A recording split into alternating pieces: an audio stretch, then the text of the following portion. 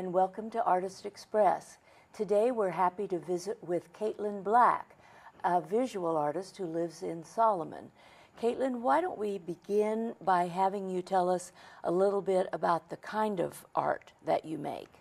I love incorporating different mediums into my process.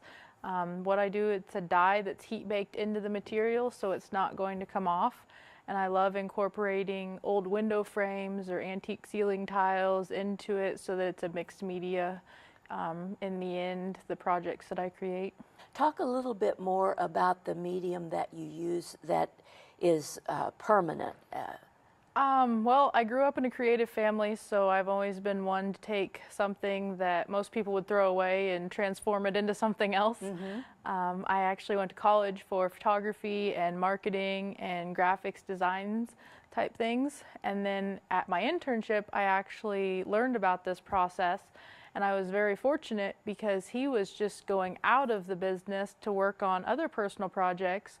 So it just kind of morphed into I was able to start working with a few of his artists that he had. Excellent. And then I've actually built the rest from the ground up. So I was really fortunate to have a creative family to grow up in, and then an internship that allowed me to progress with that and then transform it into what it is today. That's great. And where was your internship? I actually went to college in Spearfish, South Dakota.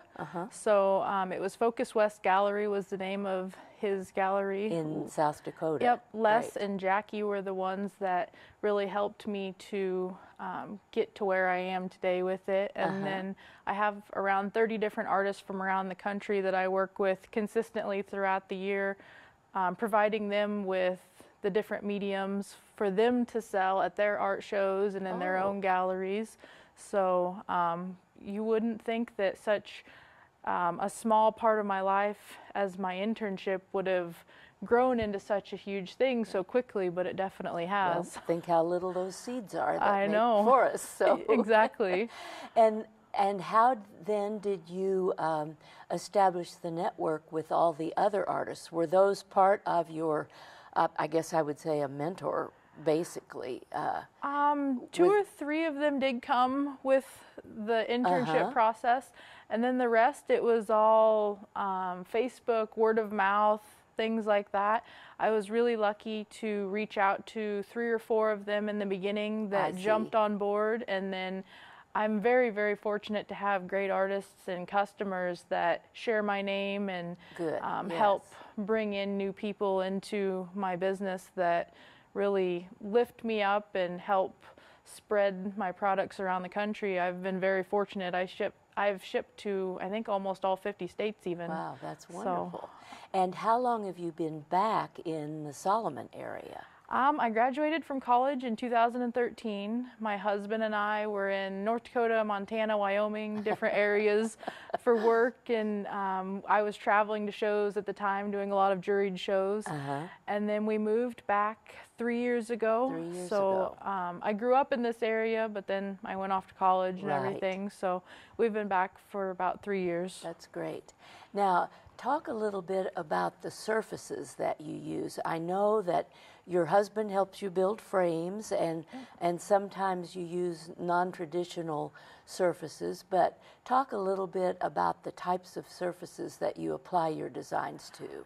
I have several different surfaces. The slates have the rough edges on them. I have different sizes of those. Those are actually rock slate.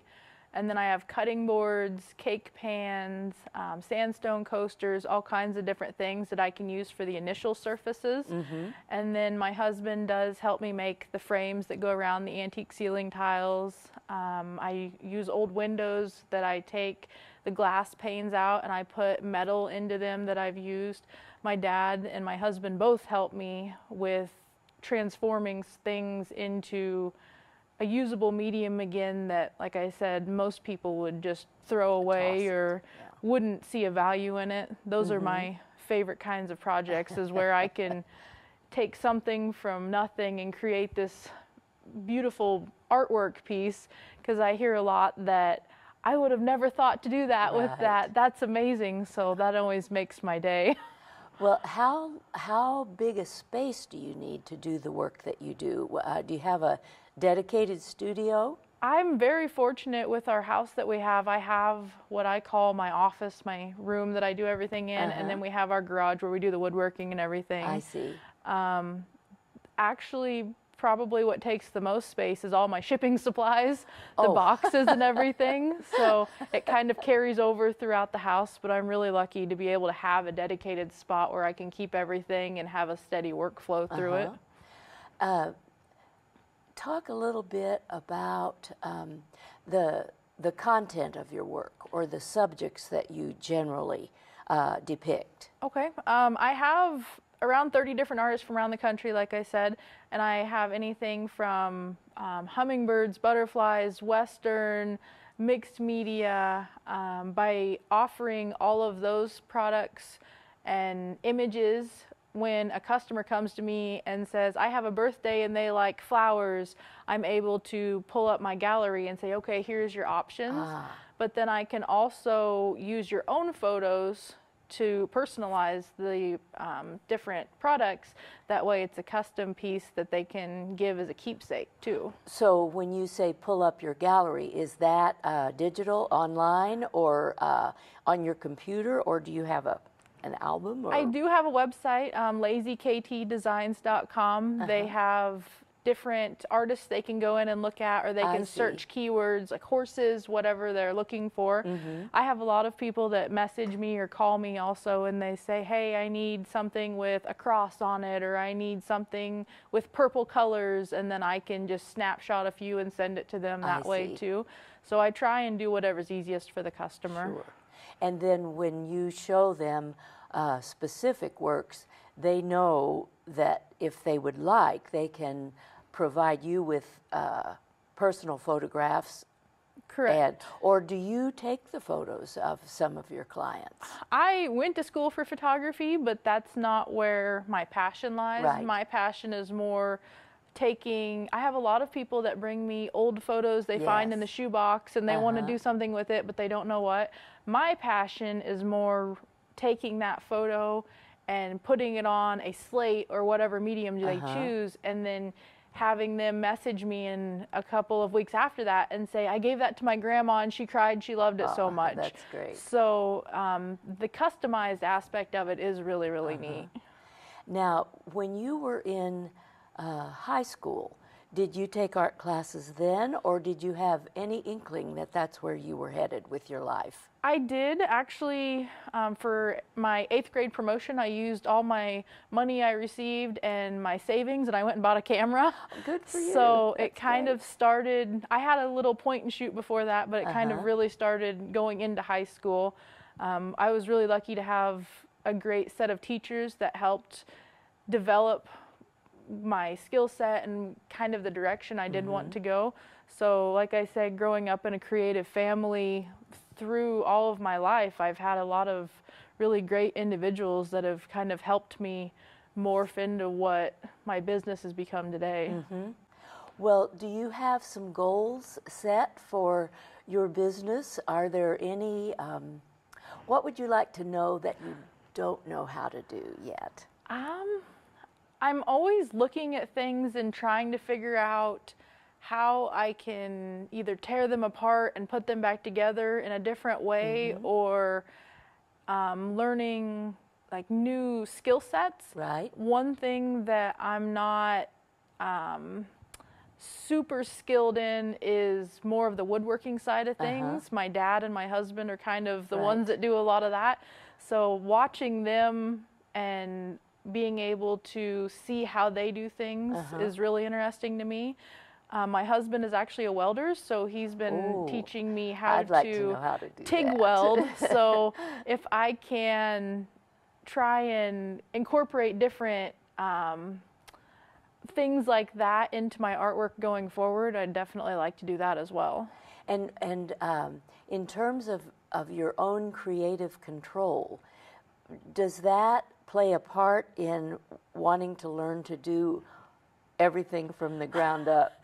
It does. I'm kind of one of those people that if I want it done right, I'm going to do it myself. Yes, So I I have a hard understand. time letting go of things. So having somebody like my mom, my dad, my stepdad, my husband, my family in general help me is a good way for me to relinquish the control a little bit and have other people bring in ideas that I might not have thought of. I see, And sure. that's really neat with my artists too, because they can come to me and say, I don't know how I feel about this photo. What do you think? And then I can say, let's do this on a cake pan, a Right. slate.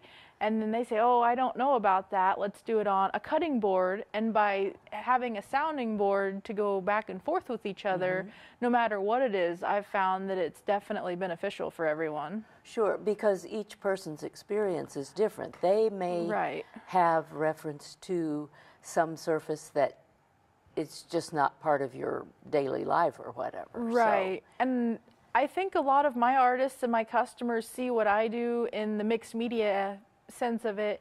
I do necklace pendants, and I have some of my artists that make very, very neat the necklaces for them. So I think that in itself is really neat to see how they transform what I give them. Right. So there are steps along the way. Right. And it sounds as if you are kind of paying it forward and doing some mentoring yourself for other artists. Would you say that's accurate? I would say so, because I have a lot of people that come to me and say, I didn't know where to start. You really helped me to figure out the path I wanted to take or what route I wanted to go with this collection. And I actually have been helping with 4-H in Dickinson County and different good. things. And then I've actually got a really neat project that I'm helping do the graphics designs on. There's going to be the Solomon Farmers Market in Mercantile coming soon. Oh. So it's going to be brought to you by a small group of individuals. That's going to be a curated farmers market that's going to be really, really special. So I'm excited to be working with that and give back to the community in that way too. Now, is there a physical location where that is It going will to be Yep, it established? will be at the Solomon City Park is the Great. location.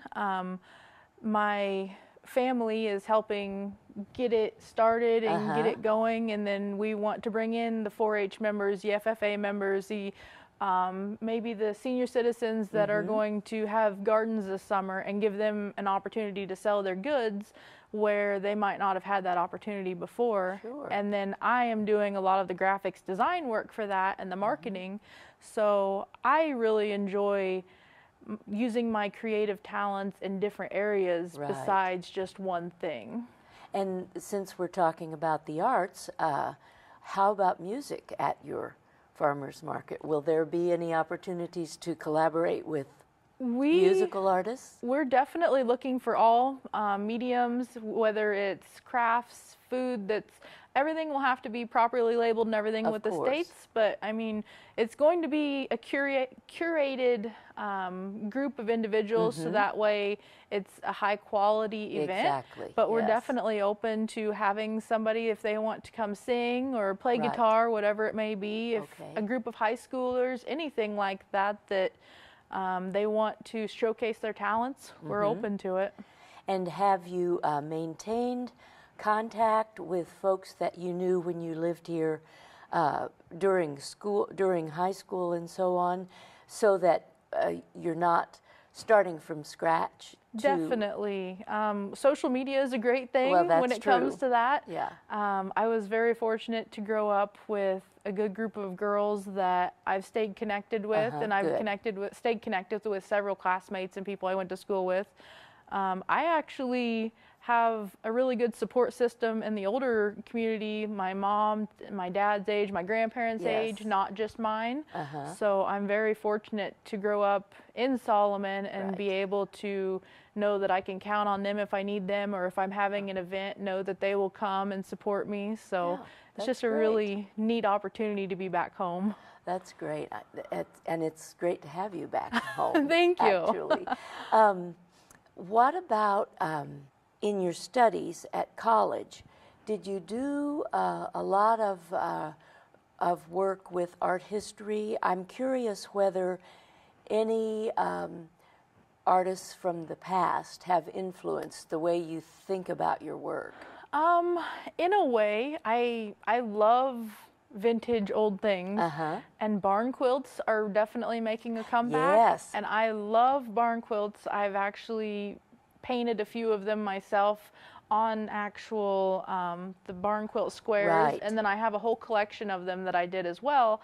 So in general, older things like that, I take a lot of inspiration from, and then I change them, tweak them to make them my own, so that I can say, I made this, I love it, I'm proud of it, and then to have them shipped all over the country for Right. people to display in their homes is Right. really, really gratifying. And not everyone knows about barn quilts. So right. The that history of it with right. Dwight D. Eisenhower and everything. He was a painter. Not a lot of people know that. So Right. there's actually a lot of really neat history that goes behind them. Exactly. And before I forget, where else will people be able to see your work? I have my website, lazyktdesigns.com, and then I'm very fortunate to have a booth at the Flower Nook in Salina, and then I have a booth at Wrist Candy and Company in Abilene. It's on Broadway, right next to Amanda's Boutique, or Amanda's Bakery and Bistro, excuse me. And I actually have a couple of things in Amanda's as well. Great. So it's really neat to be able to collaborate with other small businesses and have the communities shopping small and supporting each other. Right. Tell the name of your website again, Kate. Lazy KT Designs, LAZY, the letters KT, and then designs with an S on the end of it, Okay. .com. All right, very good. Kaitlyn, I'm sorry to say we're out of time. It's been very enjoyable to visit with you, and I wish you the best of luck. Everyone, watch for Kate's work at the Flower Nook and at the Wrist Solomon Candy. Farmers Market and at Wrist Candy in Abilene.